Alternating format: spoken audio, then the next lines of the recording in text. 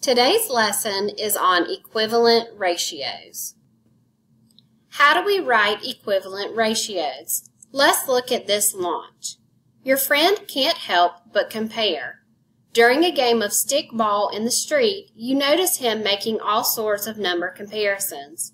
He asks for help making a number comparison on one building. Name at least 5 number comparisons you can make by looking at the building.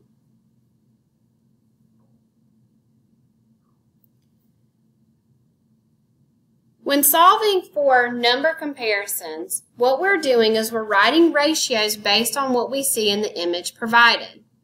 For example, we see that 1 out of 7 windows at the front of our building is broken. That's one number comparison that we can make.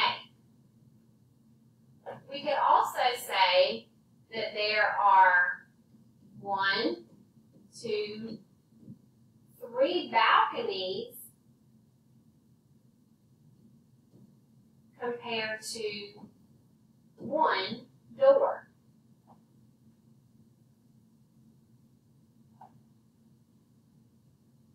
We could also compare the number of balconies to the number of windows. So we have 3 balconies to 10 windows.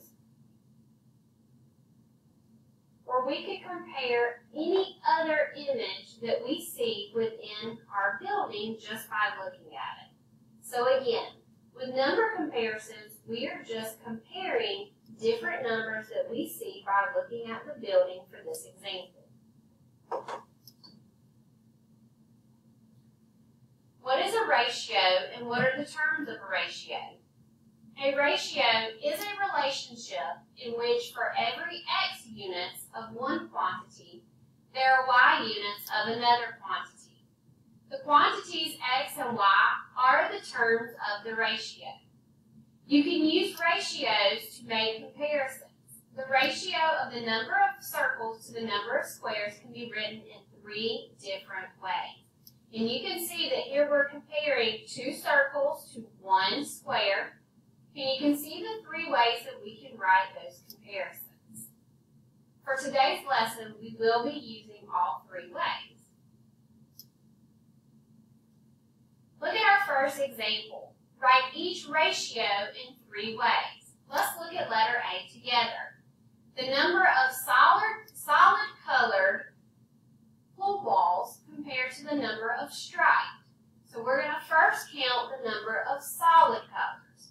So there's 1, 2, 3, 4 solid colors compared to the number of striped, which is 1, 2, 3, 4, 5. So that is a 4 to 5 ratio. We can also write that in 2 additional ways. Try letter B on your own. The number of even numbered to the number of odd numbered. Write your comparison in your notes. If we look at letter B, we first have to figure out how many even numbered pool balls that we have. So looking at our even numbers, we have 1, 2, 3, 4, 5, 6.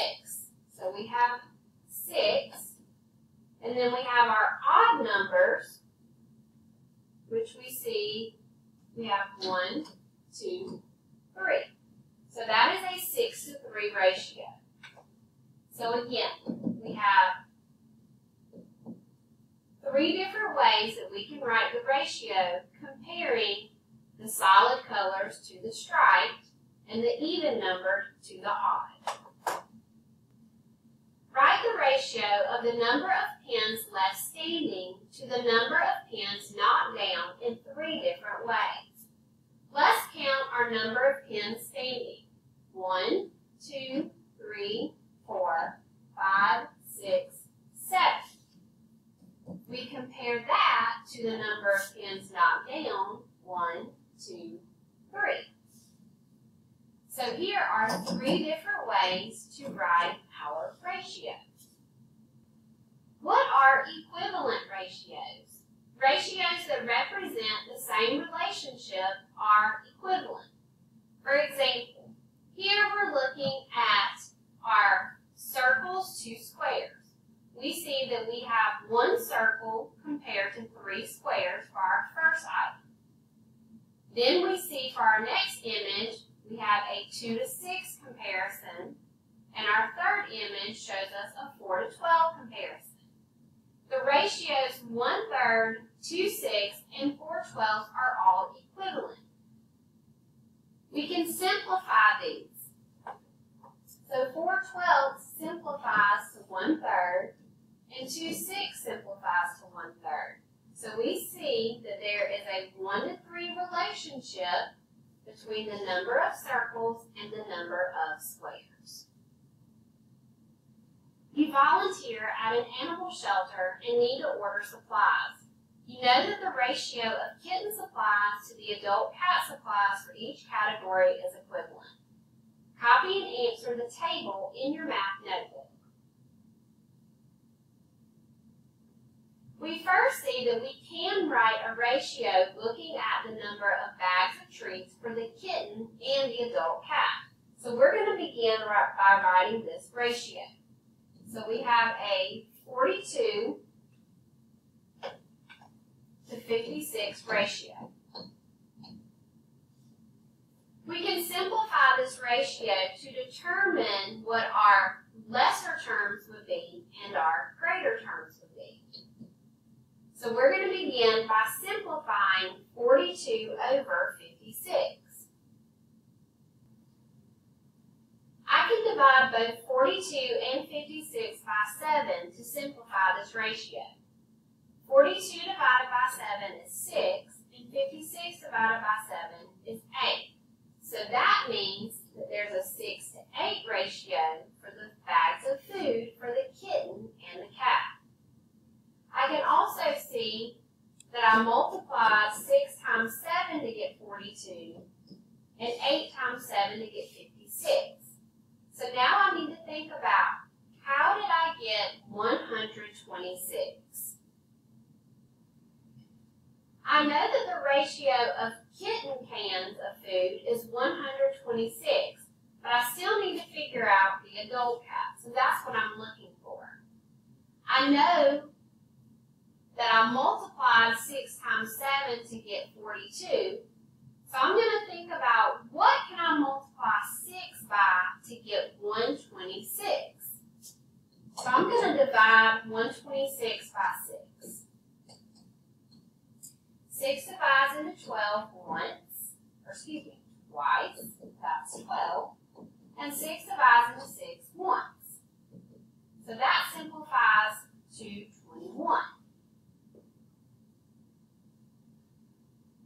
So I multiplied 6 times 21 to get 126.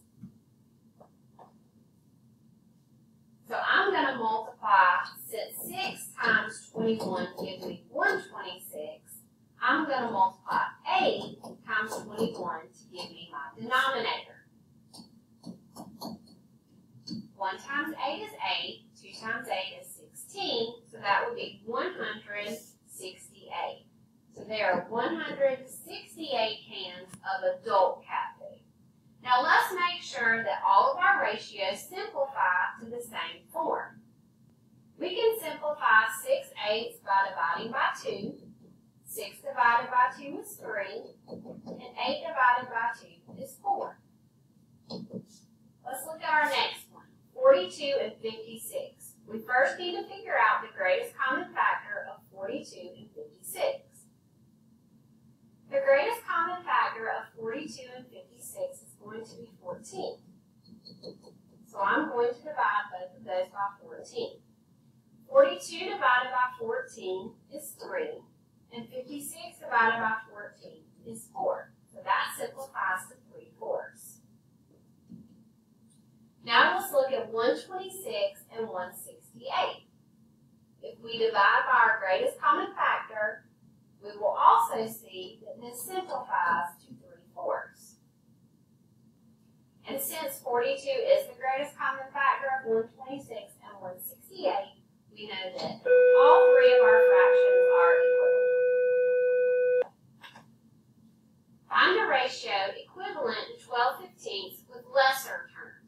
Remember, when you see the word lesser, that means you're going to use division. So we have 12 fifteenths. I know the greatest common factor of 12 and 15 is 3. So if I divide by 3, that leaves me with 4 fifths. Equivalent ratios have the same simplest form. To write a ratio in simplest form, first you must write it as a fraction. Then divide the numerator and the denominator by their greatest common factor, or GCF. When the two terms of a ratio have the same unit of measure, the units cancel out. For example, if we begin with comparing 30 minutes to 1 hour, we have to convert our hour into minutes. You always convert to the smaller unit of measure. So now we're going to compare 30 minutes to 60 minutes. We divide by 30, and that simplifies to 1/2. You make a banner 6 feet long to hang behind the desk at the animal shelter. Your friend makes a banner 6 yards long to hang on the outside of the building. Write the ratio of the length of your banner to the length of your friend's banner as a fraction in simplest form. So here we're going to write a ratio of your banner compared to your friend's banner. Your banner is 6 feet long. Your friend's banner is 6 yards long. We cannot compare feet and yards, so we are going to convert our yards into feet. I know that there are 3 feet in every yard, so I multiply 6 times 3 to give me 18 feet. So now I'm comparing my banner that is 6 feet long to my friend's banner that's 18 feet long. I can simplify 6 and 18. Since they both share a common factor of 3, I'm going to divide, by 6. I'm going to divide by 6. 6 divided by 6 is 1, and 18 divided by 6 is 3. So there's a 1-to-3 ratio. That 1-to-3 ratio tells us that our banner, or your banner, is 1/3 the size of your friend's. That also tells you that your friend's banner is 3 times as big as your banner. A kitten weighs 12 ounces. A puppy weighs 3 pounds. Write the ratio of the kitten's weight to the puppy's weight as a fraction in simplest form. Go ahead and solve this one on your own. The first thing we need to determine is how we're going to write our ratio. Here we're going to compare the kitten's weight to the puppy's weight. The kitten weighs 12 ounces and the puppy weighs 3 pounds. I know that I cannot compare ounces to pounds. Since ounces is my smaller unit of measure, I'm going to convert my pounds into ounces. I know that 1 pound equals 16 ounces. So I'm going to multiply 3 times 16 to get the number of ounces that I need that converts my pounds correctly. When I multiply 3 times 16, that gives me 48 ounces for the puppy compared to 12 ounces for the kitten. I can simplify 12 48s. So in simplest form, that will be a 1-to-4